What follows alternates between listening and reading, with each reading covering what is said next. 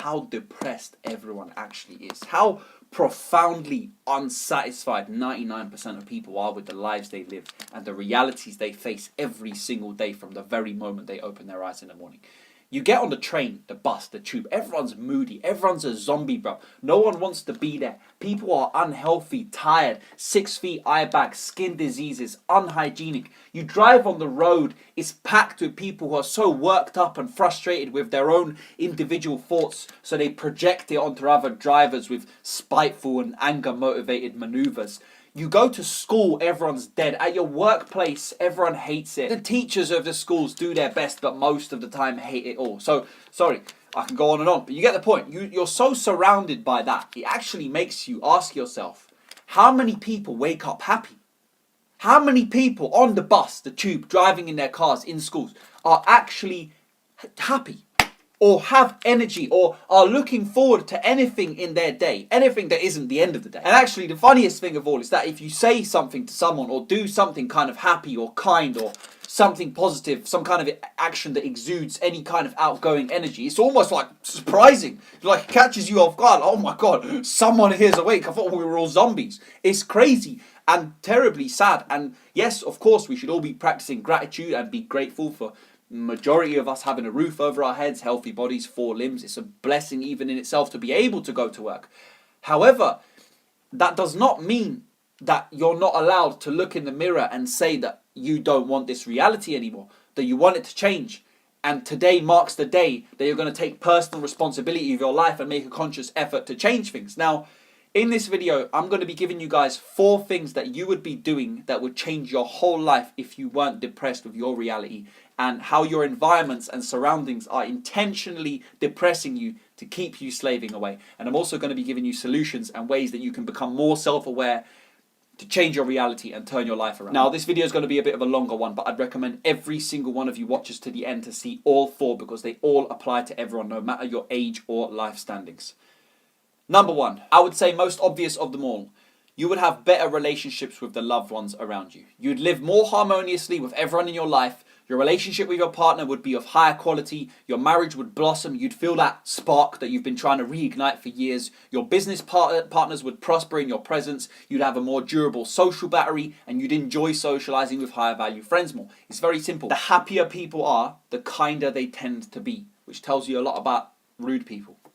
Very unhappy inside, and therefore about society as a whole. Why people are so aggressive, why they're spiteful, intolerant, and almost repellent to any kind of happy, positive, understanding coexistence. There would be less cheating, there would be less dating culture, because people would be more communicative and willing to change and willing to invest energy into being a better person, better sibling, better child, mother, father, wife, husband, whatever it is. And they'd look beyond seeking every single little short-term pleasure that gives them a little dopamine hit and a little escape from the lives they hate.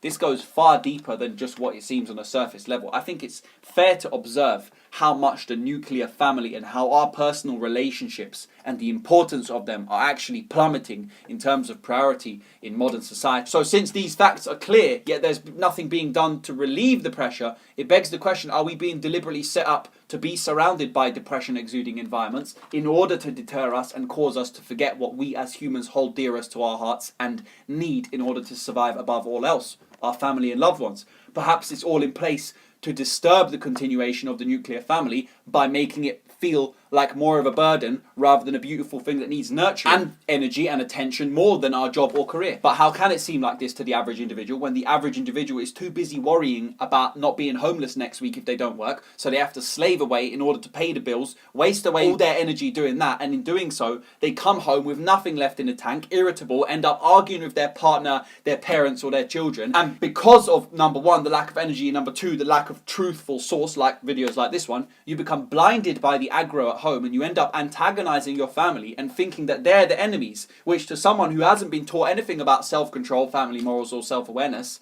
to understand their reality, oftentimes results in infidelity. When in reality, the energy that you, as a consequence of the society we live in, that energy that you have to invest at work in order to pay the bills, there's none left of to put into your family and relationships. But it should actually be the complete opposite way around. And that's not even to begin with how much they're playing around with the food that they're selling to you on the shelves and the water in the taps and the testosterone reducing, estrogen boosting chemicals that you're consuming that are, number 1, reducing your energy in order to achieve all of what I've just said in the above, but also cancering and defertilizing humanity on a daily basis. Not to mention depression is directly damaging to testosterone production and women's cycle and fertility.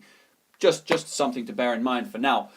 Number 2, self-improvement would be taught as a life necessity. People would actually want to improve themselves. When you're depressed, your energy levels are low. That's just a fact. Your body isn't secreting the hormones it should. Actually, feeling depressed messes with your body's chemicals on so many different levels, and that's not even beginning to discuss just how messed up they probably already are as a result of the food and drink that you're consuming on a daily basis. But not to go too deep into that, that's not what we're doing today. The sad reality of the world is that most people are aware that they need to be better. Creators like me and many others who speak out about personal development and self-improvement and all the rest of it, we're not underground creators anymore. I'd argue we're the loudest we've ever been, which is great. But to the average person, it doesn't matter because they're so caught up in this daily madness going on around them, in this perpetual loop of doing the work, doing the job, antagonizing the loved ones, and it gets to the point where it literally destroys their will to improve. It damages the dreams, and it gets to the point where the only thing you live for is a moment's peace or little dopamine shots, and we'll get into that more shortly in a second. But sadly, these moments of peace can be some of your most detrimental, notorious, and ungodly activities and habits, like drugs, alcohol, cheating, sex culture. But in this state, you can literally have yourself convinced that you don't want to improve. Like, there's no point. And it gets to a point where you're practically going through your life, through the motions, simply because you don't possess the mental fortitude and capabilities to withstand and push through the short term by getting out of your comfort zone, going above and beyond for the greater good. That's where your food and physical activity comes in,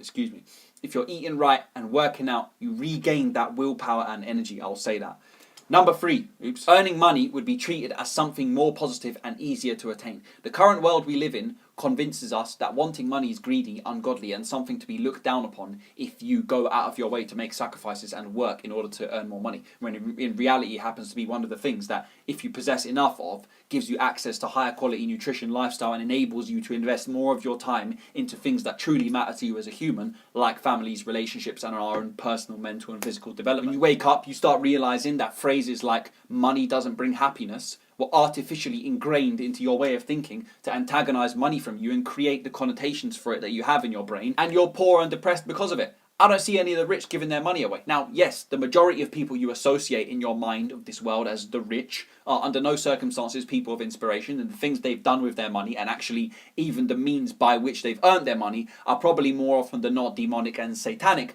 But that does not mean there aren't extremely wealthy people out there who've worked their asses off honestly and in a smart way, and in ways that aren't taught to you in the mainstream prescribed system, that has allowed them to live a freer, more expensive, higher quality lifestyle and enabled them to have higher quality relationships with their loved ones. I've started doing TikTok automation as a tiny thing on the side, investing just 30 minutes to an hour on a daily basis, and I'm doing a TikTok series, Daily Journey, on here, going from 0 to 5 figures and giving away everything I earn from it, just to prove to you guys that anyone can make money from their home if you think outside the box. That's just an idea. There are countless things that you could be doing. Number 4, you'd indulge in less activities that you've convinced yourself are your hobbies or your entertainment or your downtime, but are in reality very detrimental habits and short-term pleasures that you, as a consequence of your reality that you hate, you've become reliant on and addicted to, and you use solely as an escape from your daily life that you've learned to so profoundly hate. All these little, or big actually, things in your everyday life to give you temporary distractions and dopamine shots to make you feel something, because everything else in your life is causing you nothing but numbness. So you indulge in other people's lives like celebrities, because the shit show they're scripting, staging, and acting out from you, from the pictures they post to the TV shows they document and sell it to you as reality, is so entertaining, and it distracts you for an extra hour every day. Other examples: Netflix binging, eating takeout, smoking weed, smoking normal cigarettes, endless social media scrolling, drinking, regular nights out, seeking validation on social media, socializing with people you don't even like. And unfortunately, it goes so far deeper than just personal problems. Because of your deep internal dissatisfaction with your own life, your actions start to even affect those around you. You lose the ability to have true relationships with people, and very commonly results in infidelity with your partners and ruined marriages. How many times do you see couples that seem so loved up with each other, and people around them are all saying they're incredible and they wish they had a partner like that, and commenting on them saying they're incredible and they're definitely going to get married. And then a few years down the line you hear, oh, you know, the spark faded, or life got in the way. You ask them individually how satisfied they are with their own individual lives, you'll get every answer you need to understand why it happened. What happened? Once you eliminate this idea of depression and feeling down, when you recognize that it's being placed on you on purpose to destroy your purpose, to destroy your relationships, to destroy your health, and to keep you zombified, to keep you sleeping, to keep you in this dream state and this perpetual looping of same day every day, you gain a whole new perspective on what you're actually supposed to be doing on your day-to-day life. Once you gain this vision in your head of how you actually look from the side in your dream state, you have this awakening moment where you're like, hang on, what the fuck am I actually doing? I'm trying to cause as many people as possible to have this moment. I never come out on here and say, quit Netflix, never watch it again, quit fast food, quit takeouts. No, bruv, everything in moderation. Humans are built. Our psychology is formed around reward-based work. So sure, do an honest 16-hour day work where you dedicate your time to your job, your family, your health, and your personal projects. And then go watch some bloody Netflix, bruv. Scroll TikTok, get a takeaway, go out with your mates. But you should enjoy these activities as a result of knowing inside yourself that you've got a hard day's honest work behind you. Then you enjoy the stuff. But the problem is, if 99% of people are honest with themselves, most people are doing all these shit habits in abundance and these supposed things that they're doing to enjoy, they're not actually enjoying them anymore. Why? Because they haven't earned it. Your brain knows it hasn't had to push itself to get that. You've just learned to rely on its permanent accessibility and convenience to save you and distract you from the reality that you're so consistently desperate not to face. Everything's being provided for us in the modern day far too easily. A life that is just enough to keep us surviving in our bank accounts.